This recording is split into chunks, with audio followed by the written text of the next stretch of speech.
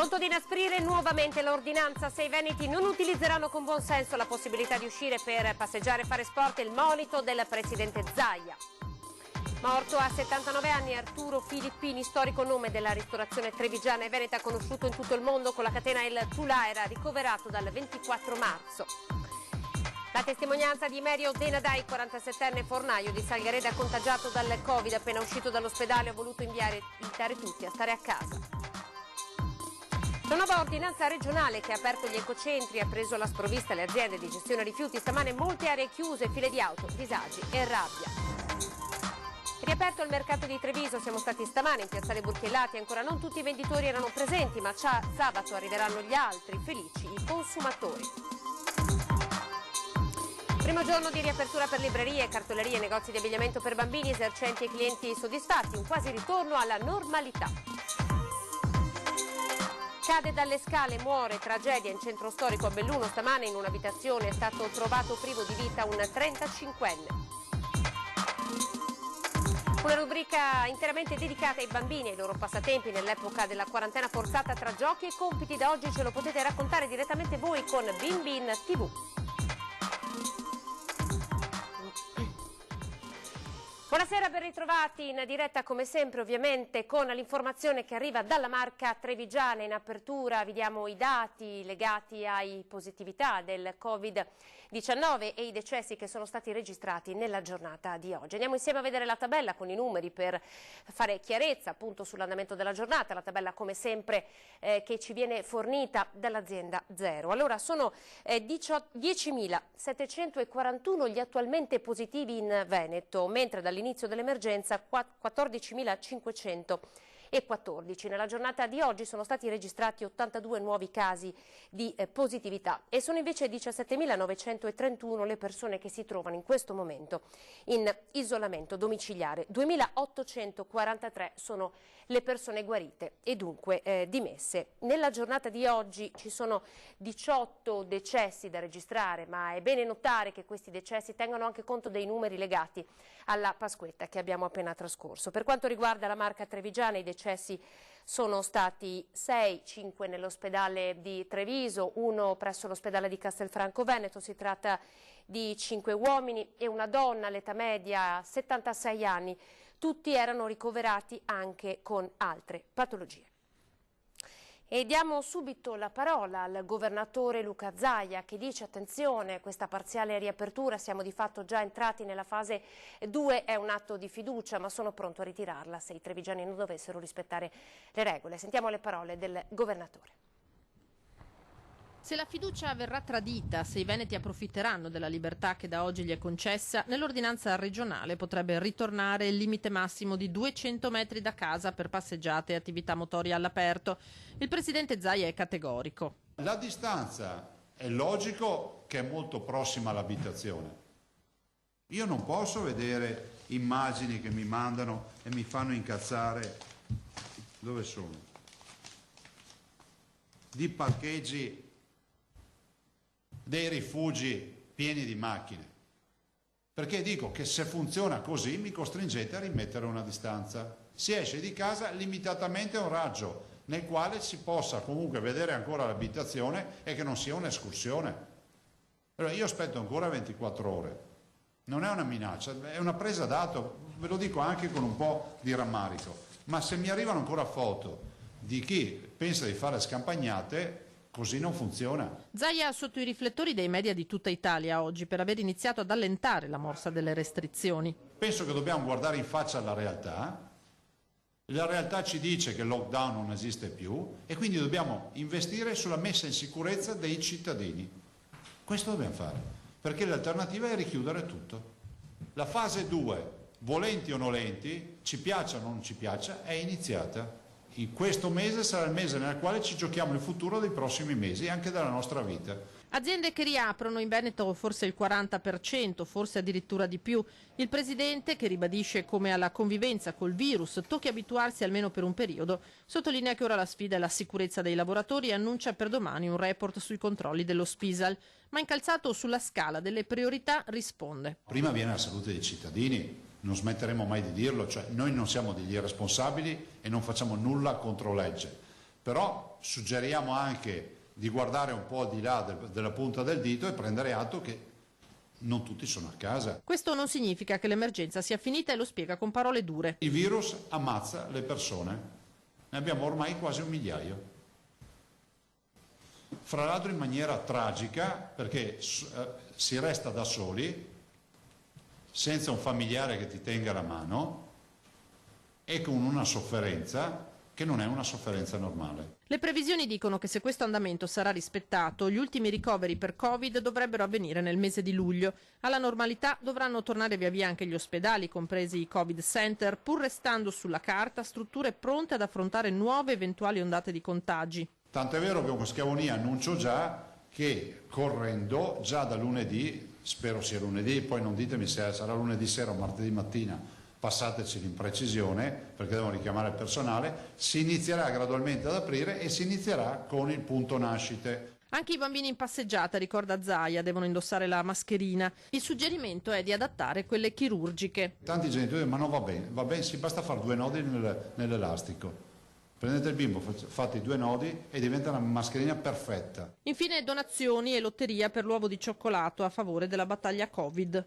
Giuseppe Bellè lo ringrazio perché è un pensionato, ha solo la pensione, ha rinunciato a 1 mese di pensione, 713 euro, ho visto, li ha versati, ce l'ha comunicato e quindi grazie di cuore. È mancato all'età di 79 anni Arturo Filippini, aveva contratto il coronavirus, era ricoverato al Cafoncello. Il mondo della ristorazione, ma direi l'intera Marca Trevigiana, è in lutto oggi. Noi abbiamo le famiglie, diciamo che le solite famiglie, una buona parte di famiglie, o con qualche straniero che arriva, non possiamo lamentarci, ecco. Così qualche anno fa ai nostri microfoni Arturo Filippini descriveva la tavola della Pasqua, la tavola della primavera, e proprio in una giornata di primavera il Covid-19 se l'è portato via.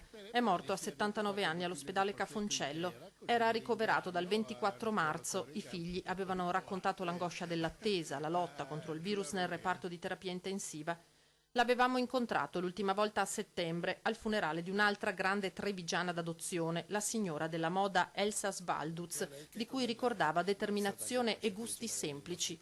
Originario del Pavese, era arrivato nella Marca 60 anni fa e il mestiere l'aveva imparato a Villa Condulmer a Mogliano. L'incontro determinante con Alfredo Beltrame, con cui aveva condiviso l'avventura del Tulà. L'esperienza italiana e internazionale e poi il locale di Via Collalto in centro città, fermo da settimane, così come l'intero mondo della ristorazione, come Filippini la conosceva, la intendeva, fatta di incontri, di convivialità, di scambi e di onestà, di rispetto delle norme. Ci sono delle regole, ci sono delle cose che bisogna adeguarsi all'insieme delle cose. La figlia Martina su Facebook lo saluta con una foto di famiglia, sorrisi e abbracci, quelli che il virus alla fine ha impedito. Arturo ha vinto a prescindere. Ciao papà adorato. Mai avrei pensato in un momento così tragico di parlare anche della scomparsa di Arturo Filippini, è stato il commento nel pomeriggio del presidente del Veneto Zaia. È un lutto per tutta la regione perché con lui se ne va una colonna portante della ristorazione trevigiana e veneta, un uomo che ha fatto la storia non solo della gastronomia ma anche uno di quelli che più hanno contribuito a far conoscere il Veneto e a far valere la nostra comunità a livello internazionale. Arturo Filippini lascia la moglie Marisa e oltre a Martina i figli Massimo, Michela e Nicola. Ed ora la testimonianza di Mario Denadai, 47 anni, fornaio di Salgareda, anche lui contagiato da Covid, appena uscito dall'ospedale ha voluto ringraziare il personale sanitario ed invitare tutti quanti a stare a casa. Mi sono fermato un passo prima dell'intubazione perché io sono stato accompagnato giù dalle scale dall'ambulanziere perché non riuscivo neanche a fare le scale. Il respiro affaticato, il volto provato, Imerio Denadai, panettiere di Campo di Pietra di Salgareda, ha iniziato ad avere i primi sintomi del Covid-19 a metà marzo. 2 settimane durissime all'ospedale di Oderzo, poi il giorno stesso della dimissione ha annunciato via Facebook agli amici di stare finalmente meglio. Finalmente sono tornato a casa, volevo farvi un video perché, scusate, sto facendo un po' cose, purtroppo i polmoni ancora non riescono a darmi il necessario, devo fare quarantena facendo i lavori come avessi 80 anni. Ma più di tutto ha voluto rivolgersi a chi lo ha curato. Soprattutto voglio fare un grandissimo ringraziamento a tutto il personale medico, perché solo da lì dentro si riesce a capire in che condizioni lavorano. E uscendo mi sono reso conto che, ragazzi, bisogna stare a casa, perché la situazione dentro, diciamo che i posti letto ce ne sono ancora qui o verso, però la situazione è molto critica e lavorano in condizioni estreme, sono bravissimi, eccezionali, tanto di cappello. Fatto sta che gli ho promesso che quando uscirò le porterò una mattina le porterò le mie brioche fatte con le mie mani. Poi il racconto, quasi una cronaca, del ricovero. Tu vieni dentro, ti chiudono in una stanza e lì ti mettono a tuo agio con i tuoi flebi, con il tuo cortisone in vena, pastiglie. Io la prima settimana, se non ricordo male, prendevo 12 pastiglie alla mattina e 4 al pomeriggio e 2 alla sera. Ossigeno a non finire, perché ossigeno, eravamo in 4 in camera e tutte le macchine funzionavano con ossigeno, chi con la mascherina come me, chi con quelle canule. Chiamavi, volavano, non camminavano, volavano. I dottori 3 volte al giorno venivano, si sedevano nella sedia in fianco, ti spiegavano per filo e per segno cosa ti facevano, quindi pazienza infinita. Prelievi arteriosi, flebo, addirittura 8 radiografie al torace, poi il miglioramento, anche se Imerio ancora non è negativo al virus. Tornando a casa mi sono convinto che più si sta a casa, più prima se ne viene fuori e più facciamo soffrire meno questi poveri infermieri che secondo me lo stipendio è una minima parte di quello che dovrebbero prendere. Rimanete a casa, uscite solo estremamente se è necessario, con mascherina, occhiali e guanti, perché veramente se finite dentro là è un'esperienza indimenticabile e che quando tornate, e io l'ho provato e adesso sono a casa, quando tornate è un'esperienza che vi segnerà e potrete raccontarla ai vostri nipoti. Così Imerio De Nadai, fornaio di Salgareda. Adesso ci spostiamo nelle case di riposo dove in queste ore stanno terminando i test sulla presenza del coronavirus. Allora siamo in grado di darvi i primi dati. I controlli sulla presenza di contagiati tra gli ospiti e il personale delle case di riposo del Veneto sono quasi terminati, ma sono già disponibili dei primi dati significativi. Il principale è che il tasso di mortalità degli ospiti positivi al coronavirus è inferiore della metà rispetto al dato nazionale. Che è pari in Veneto al 15,7%, quando sulla fascia di età 80-89 anni, mentre dal livello nazionale, che era stato pubblicato dal Sole 24 Ore il 13/4 e dall'Istituto Superiore di Sanità, a livello nazionale è pari al 31,3%. Su 370 case di riposo presenti in Veneto ne sono state finora controllate 302. Significa che il dato al momento disponibile si riferisce al 74% delle 33.311 persone ospitate in queste strutture. Sono risultati dagli esami fatti 1.857 di positivi, quindi pari al 6% rispetto appunto ai numeri che oggi abbiamo. Quindi il 6% di questi 24.604, che sono il 74% degli ospiti interi all'interno delle case di riposo, è positivo. Agli esami col tampone sono stati affiancati test rapidi. Se questi ultimi danno esito dubbio o positivo, si passa alla verifica col tampone. Su 30.501 dipendenti delle case di riposo è stata verificata l'eventuale positività a 24.281, il 70%. Sono risultati positivi 920 operatori, quindi pari al 3%. Qui ci sono sia i dipendenti sia i non dipendenti. Cosa vuol dire? Sia quelli, non so, che fanno il servizio, cucina, pulizia, tutti. I controlli giungeranno alla completa copertura delle case di riposo nelle prossime ore, dopodiché saranno estesi a strutture per disabili e strutture della salute mentale. Confidando nella nuova ordinanza regionale, entrata in vigore davvero da 24 ore, molti oggi si sono recati presso gli ecocentri per conferire vari rifiuti e ramaglie e però li hanno trovati chiusi, guardate. Ma non doveva essere aperto. Un macello di cose in macchina, accumulate, speravo di riuscirmene a... Pensava di trovare aperto? Sì, pensavo di trovare aperto. Sì. Perché aveva avuto informazioni in merito? Avevo letto il decreto del Presidente della Regione che era aperto oggi. Avevano detto che si sarebbe potuto portare al CERD. Ma ci hanno detto che era aperto?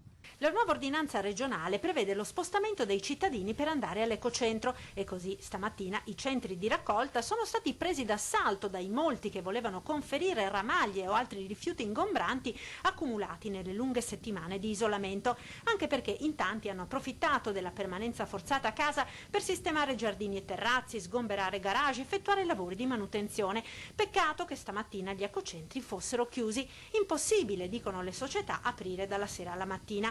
Ore febbrili quindi per organizzare le riaperture che avranno modalità diverse a seconda dell'azienda. Savno, gestore dei servizi in 42 comuni trevigiani, aprirà tutti i centri già da domani, potenziando per la prima settimana orari e servizi. Contarina, operativa in 49 comuni della Marca, sta lavorando per aprire il prima possibile.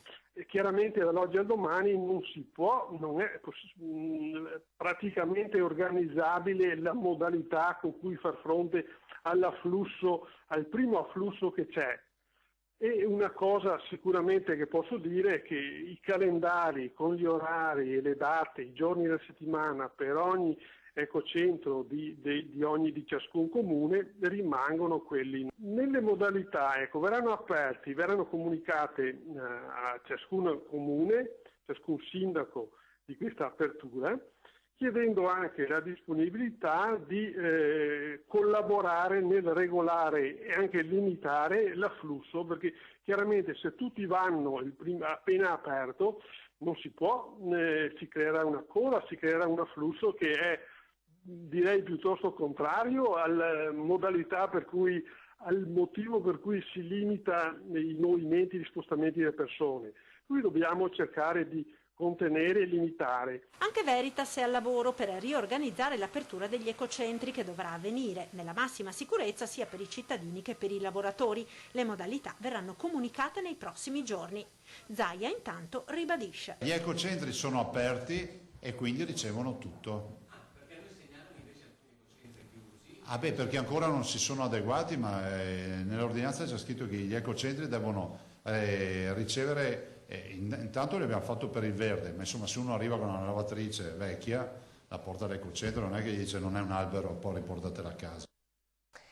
Allora, avete sentito, già da domani ci sarà un potenziamento del servizio. Guardate le immagini che vi stiamo mostrando, ci arrivano direttamente da una discarica di Quinto, l'ecocentro di Quinto, perché qualche cittadino ci ha contattato proprio per segnalare questo, ovvero di essersi recato per conferire delle cose e di aver trovato i cancelli chiusi ed aver anche trovato questa amara sorpresa, ovvero che qualcuno, evidentemente scocciato dal fatto che fossero chiusi, ha pensato bene di scaricare comunque il proprio bagagliaio e quindi lasciare le cose lì davanti. Avete visto, ci sono dei copertoni, poi insomma c'erano degli scatoloni. Non è la prima segnalazione che abbiamo ricevuto nella giornata di oggi, qualcuno ha lasciato tutto lì davanti. Peccato che insomma ad ogni ecocentro corrispondano delle telecamere di videosorveglianza, questo insomma è bene dirlo per avvisare gli utenti. E parliamo di aperture perché è arrivato il rapporto di Unioncamere Veneto, vediamo com'è andata la luce di questo nuovo decreto, quello del 10 di aprile, e sono oltre 10.500 rispetto a quelle già attive prima le aziende che oggi hanno potuto riaprire i battenti in Veneto per un equivalente di circa 48.000 addetti. Si tratta in particolare di 565 attività agricole legate alla silvicoltura, 4.400 imprese manifatturiere, 3.000 nel settore del legno, restanti nella metalmeccanica, compresi computer ed elettronica, 3.000 imprese del commercio al dettaglio, 2.000 nel settore cura e manutenzione del verde. Il soft lockdown prosegue. Unioncamere vede quindi al lavoro in Veneto 200.000 imprese con attività consentite, il 46,1% del totale. Questo è dunque il rapporto e noi siamo andati dove oggi? In Piazzale Burchiellati, il primo martedì di apertura dopo un mese. Guardate che cosa abbiamo trovato. Signora, prego, questa è l'uscita. Alpini e vigili per controllare e gestire gli accessi e che chiunque entri nell'area del mercato abbia guanti e mascherine. Banchi del mercato solo ed esclusivamente quelli che vendono generi alimentari, formaggi, salumi, frutta e verdura, frutta secca, pesce. Accessi contingentati e divieto di assembramento. Il mercato del martedì e del sabato di Treviso, lo storico mercato di Piazzale Burchiellati, è diventato questo e lo sarà probabilmente finché l'emergenza non sarà terminata. Pensavo anche peggio, invece essendo il primo mercato dopo un mese e mezzo abbiamo anche lavorato, un'influenza abbastanza buona. Bisogna iniziare anche perché si dà la possibilità alla gente di uscire, sempre di comprare acquisti di genere alimentari, però di uscire e non andare sempre nei negozi, quelli preclusi dove che non possono andare o che si sentono meno sicuri di andare. Ecco. Ricrei una città, un'economia della città, ricrei un po' tutto, un po' anche il vederci, il rapporto personale con le persone. Ambulanti soddisfatti, le vendite sono andate bene in sicurezza ed anche i cittadini hanno salutato con gioia la possibilità di poter fare la spesa all'aperto. Piuttosto di andare al supermercato, secondo me è meglio. Chi gestisce il banco si è mosso in questo periodo di sospensione a singhiozzo in altri mercati come quelli di Padova e Montebelluna. Oggi non erano presenti comunque tutti i banchi di generi alimentari, sabato saranno di più. Per il mercato era stato predisposto un servizio con 8 agenti di polizia locale, 20 volontari tra protezione civile ed alpini. Abbiamo superato le 100 persone senza problemi. Molti sprovveduti di guanti perché hanno interpretato il discorso dell'igienizzante che sostituiva, però nei negozi c'è scritto che devono averli, quindi abbiamo provveduto distribuendoli noi gratuitamente e quindi problemi non ce ne sono stati. L'obbligo di mascherine, l'obbligo di guanti sia da parte dei venditori che da parte dei clienti è stato rispettato e anche la novità relativa ai 2 metri di distanza tra la clientela, quindi tutte queste norme sono state rispettate in modo scrupoloso. Insomma, i trevigiani hanno approfittato della presenza del mercato, ma non ne hanno abusato. Grande senso di responsabilità e grande senso civico dei nostri cittadini che, consapevoli che il problema non è ancora finito ma che si può convivere con questa criticità adottando tutte le precauzioni del caso. Ed ora, dopo quasi un mese, entriamo anche in libreria, perché appunto grazie al nuovo decreto da oggi sono aperte insieme a cartolibrerie e negozi di abbigliamento per bambini anche le librerie.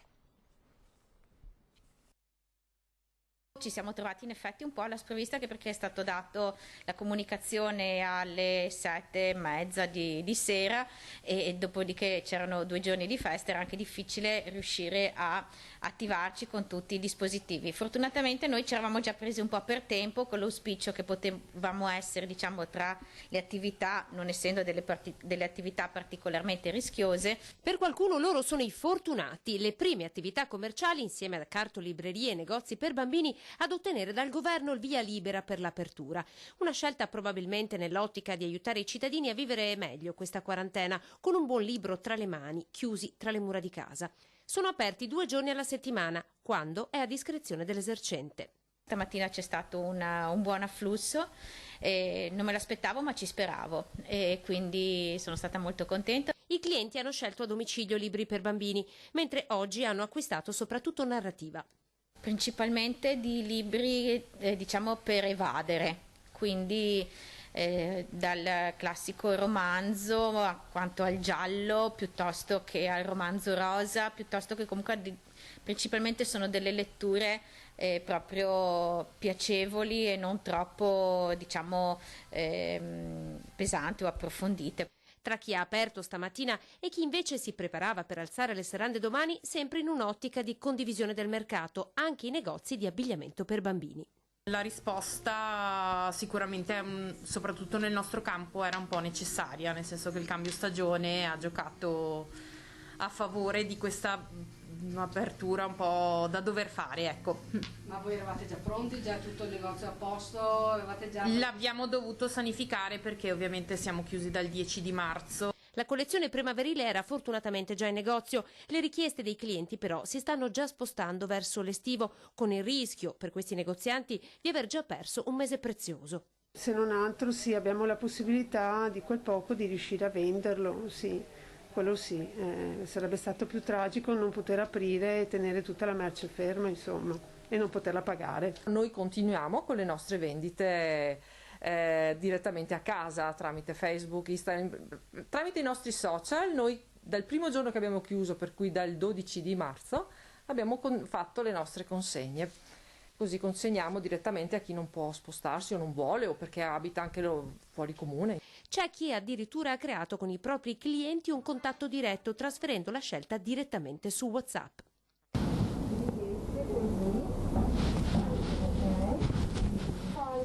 Con il cagnolino.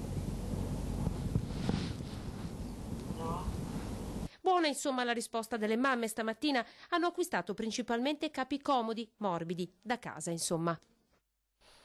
Pochi secondi di pubblicità e tra pochissimo torniamo sempre in diretta.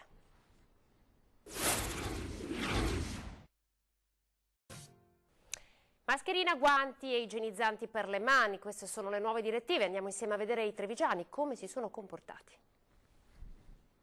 Guanti, mascherina e gel igienizzante in borsa, quindi in piena regola direi. Primo giorno dell'ordinanza mascherina, guanti o igienizzante. Nella marca tutti sembrano aver recepito da tempo queste dotazioni di sicurezza anti-coronavirus. Io li usavo già ovviamente per le poche uscite consentite da casa. Ovviamente sono regole che vanno rispettate, ovviamente in maniera obbligatoria da tutti, proprio perché è un sacrificio che si fa volentieri, visto che ne va della salute e del bene comune. Mi sto attenendo alle regole e spero che lo facciano tutti, perché se vogliamo andare avanti alla svelta è necessario che ci atteniamo e mi pare che gli italiani si stanno comportando piuttosto bene complessivamente. Fanno le leggi a salti, non so se sei d'accordo con me. La gente è poco informata delle volte, o deve informarsi per televisione o deve stare attenta, che la mascherina l'ho messa dal primo giorno. Sì, ci adattiamo, ci dobbiamo adattare e quindi ci atteniamo alle regole. Per uscire di casa bisogna proteggere se stessi e gli altri, nessuna deroga. Sono obbligatori e stiamo andando a comprarli, infatti, perché non eravamo senza. Anche i bambini lo sanno e si dimostrano degli esperti. Perché il virus può entrare da tutte le parti e ti mangia tutto il corpo se vuole. Per le strade sono meno le persone che usano i guanti, forse perché con loro hanno un igienizzante per le mani. Ma mi sono disinfettato e igienizzato le mani, come diceva Zaia. Pochi, ma se ne trovano ancora, dubitano persino che mascherine e guanti possano servire. Obbligatori perché? Adesso guardate queste immagini, sono le spettacolari immagini riprese dall'elicottero della Polizia di Stato nei giorni di Pasqua e Pasquetta, una Pasqua e Pasquetta che appunto non possiamo dimenticare. Le strade sono deserte, le immagini che sono state monitorate dall'elicottero AB206 del reparto di volo di Venezia, appunto sia nei giorni di Pasqua e di Pasquetta, sono la strada del Terraglio, la Castellana, la Feltrina, la Ponte Bana, via Postioma, San Biagio di Callalta, la strada regionale Treviso Mare e poi ancora le strade di Spercenigo, San Biagio di Callalta, le zone del Cansiglio e di Ponte di Piave. Ecco, questa è la centrale che riceveva e filtrava le immagini. Appunto si tratta dell'elicottero del reparto volo di Venezia della Polizia di Stato. Le strade sono deserte, dunque insomma di fatto è un po' la testimonianza a video che i trevigiani hanno rispettato le regole. Il Consiglio Comunale, convocato per domani alle ore 16 a causa del coronavirus, verrà svolto per la prima volta in modalità telematica, dunque in videoconferenza. Prima diretta streaming per il Consiglio Comunale di Treviso nella pagina YouTube del Comune. A Cassugana sono iniziate le prove generali per il primo Consiglio Comunale telematico. È un consiglio comunale, una videoconferenza allargata, ripeto, presenta delle particolarità perché intanto 50 persone in simultanea, quindi sarà un po' da dirigere in modo preciso e con qualche presa di posizione anche, però è una cosa che si risolve, ecco. Semplicemente utilizzeremo una piattaforma che consente anche al Presidente del Consiglio di bloccare e far votare i diversi consiglieri e far intervenire anche ovviamente il sindaco e gli assessori nei punti richiesti. Questa è una cosa importante perché abbiamo scelto la piattaforma che consente una regia. I consiglieri avranno per la prima volta la possibilità di votare da casa. Per il voto verrà fatto in maniera palese, cioè per alzata di mano, e anche scrivendo sulla chat, quindi resterà traccia di questo registrato, per avere anche poi un documento finale che attesti appunto il voto positivo, contrario o l'astensione dei vari consiglieri. Tutti i cittadini inoltre potranno assistere dal divano di casa alla seduta del Consiglio e di trovarne la registrazione il giorno dopo nel sito dell'amministrazione. Alle 16 tutti potranno collegarsi tramite una pagina YouTube che noi metteremo in evidenza sul nostro sito e potranno seguire regolarmente il Consiglio Comunale come veniva fatto precedentemente in streaming, con lo streaming normale. I consiglieri comunali più anziani e meno avvezzi all'uso del PC saranno seguiti da dei tutor. Due notizie di cronaca, avete visto il repentino cambio del tempo, dunque probabilmente a causa del vento ci sono stati parecchi interventi dei vigili del fuoco. Vi diamo un piccolo report: alle 14:40 sono intervenuti in via Brigata Cadore per delle lamiere che sono state staccate dal vento. A Santa Lucia di Piave poco dopo un palo Telecom in via Casarine è stato spezzato dal vento. Alle 15:30 siamo in via dell'Orto a Treviso. La guaina di copertura di un terrazzo è stata sollevata per 20 metri, siamo in un condominio di 5 piani, in via Borgofuro di Santabona, dove un albero di 3 metri è caduto in strada. Poi un lampione pericolante in via 33esimo Reggimento Artiglieria, rami di piante spezzati a penzoloni sopra i pali Telecom ed Enel, un totale di 12 interventi per adesso proprio a causa del vento. E c'è stata molta paura invece nella notte, adesso andiamo a Casale sul Sile per un incendio divampato in un'auto rimessa di legno. Vediamo le immagini. Le fiamme sono divampate nel cuore della notte ed hanno completamente distrutto 2 vetture parcheggiate in un garage in legno nel giardino di un'abitazione in via Massiego a Casale sul Sile. L'allarme è scattato poco dopo l'1:30. I vigili del fuoco, intervenuti sul posto con 3 mezzi, hanno lavorato fino alle 4 del mattino per spegnere le fiamme e mettere in sicurezza l'area. Sul posto sono intervenuti anche i carabinieri e la polizia. Ancora in corso di accertamento l'origine del rogo. Tra le varie ipotesi, anche che le fiamme siano divampate da del legname accatastato vicino ad un caminetto utilizzato nei giorni precedenti. Andiamo a vedere ora le notizie che arrivano da Belluno.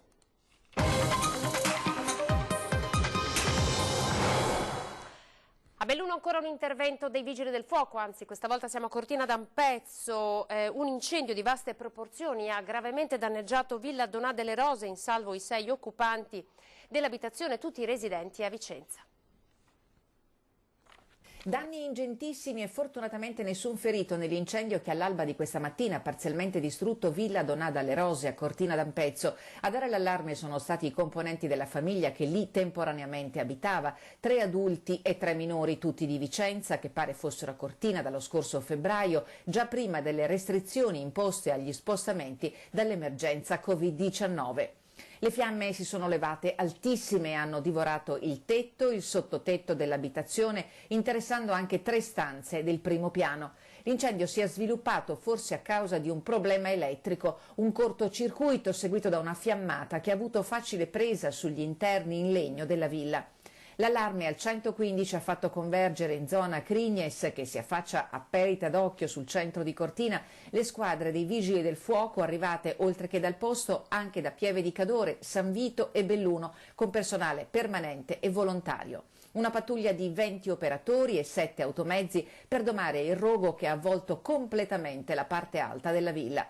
Le operazioni di bonifica e messa in sicurezza dell'abitazione, totalmente inagibile, sono terminate nella tarda mattinata. Villa Donà dalle Rose è una residenza nota di proprietà del nobile veneziano Leonardo Donà dalle Rose. La villa nel gennaio del 2019 ha ospitato l'attore John Malkovich, che con la troupe ha girato alcune scene della fortunata serie televisiva The New Pope, diretta dal premio Oscar Paolo Sorrentino. Cade dalle scale e muore una tragedia in centro storico. Siamo a Belluno, dove questa mattina in un'abitazione di via Valeriano, una laterale di piazza dell'Erba, è stato trovato privo di vita un uomo di 35 anni. Sembra non esserci dubbio sulla fine accidentale, ancorché tragica, di Francesco De Biasi, giovane operaio di 35 anni, il cui corpo è stato trovato privo di vita in fondo alla rampa di scale della sua abitazione in via Valeriano, nel cuore di Belluno.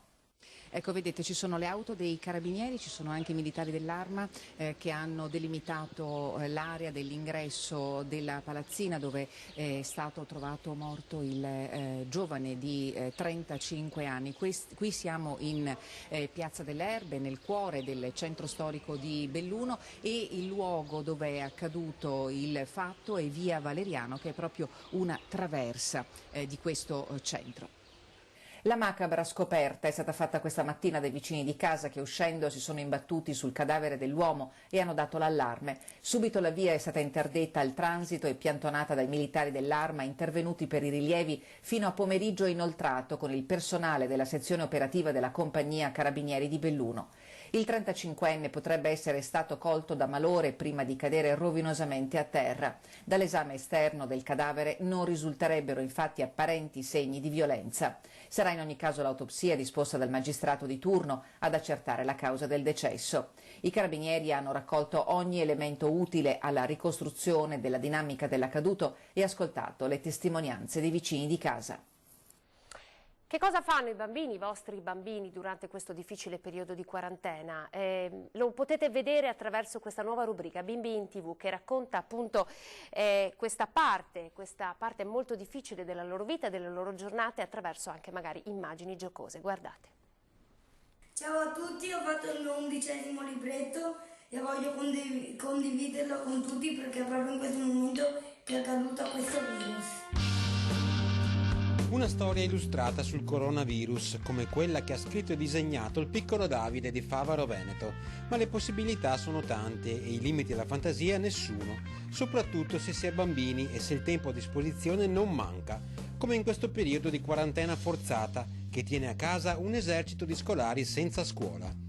Ci sono i compiti da fare, certo, e ognuno avrà sperimentato il modo migliore per farlo sulla tavola, sul divano, in terrazzo.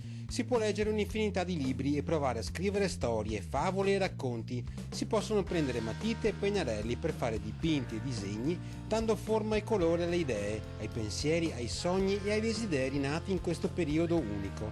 C'è l'universo dei giochi, in via del tutto eccezionale, confinato nel perimetro della propria casa, ma non per questo meno vasto o stimolante. Cosa siete riusciti a costruire con i Lego? E in giardino, per i fortunati che ce l'hanno, quale gioco vi siete inventati? Che cosa fate per tenervi allenati nel vostro sport preferito? Anche nel tempo dell'epidemia, il tempo libero dei bambini è vita e colore. Allora raccontatecelo con un video. Le vostre idee, storie ed esperimenti daranno vita a Bimbi in TV, una rubrica all'interno dei nostri telegiornali. Vi chiediamo di mandarci non delle semplici foto, ma dei brevi video, possibilmente in orizzontale. Niente di più semplice nell'era degli smartphone. Attraverso i nostri schermi, tempo e creatività dei bambini potranno così diventare, se lo vorrete, energia per tutti. Potrete inviare i video semplicemente via WhatsApp al numero in sovraimpressione 351 175 5340.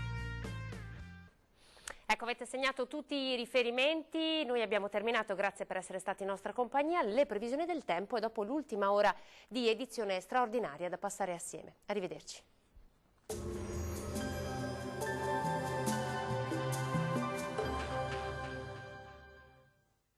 Bentrovati al meteo. Pressione atmosferica in nuovo aumento sulle nostre regioni, sarà una giornata di bel tempo e con clima lievemente più fresco. Il dettaglio di mercoledì 15 aprile. Sul Veneto sarà una splendida giornata con sole, vedete, su tutti i settori della nostra regione. Il cielo sarà sereno o al massimo con poche nubi a carattere sparso. Non sono attese piogge degne di nota. Temperature, come detto, in lieve calo, minime tra 2 e 7 gradi, valori massimi compresi invece tra i 15 e i 17 all'incirca. Ampio soleggiamento anche sul Friuli Venezia Giulia, non sono attese precipitazioni, anche qui il cielo sarà limpido o al massimo con qualche velatura sparsa. Temperature minime tra 1 e 7 gradi, valori massimi invece tra i 14 e i 16.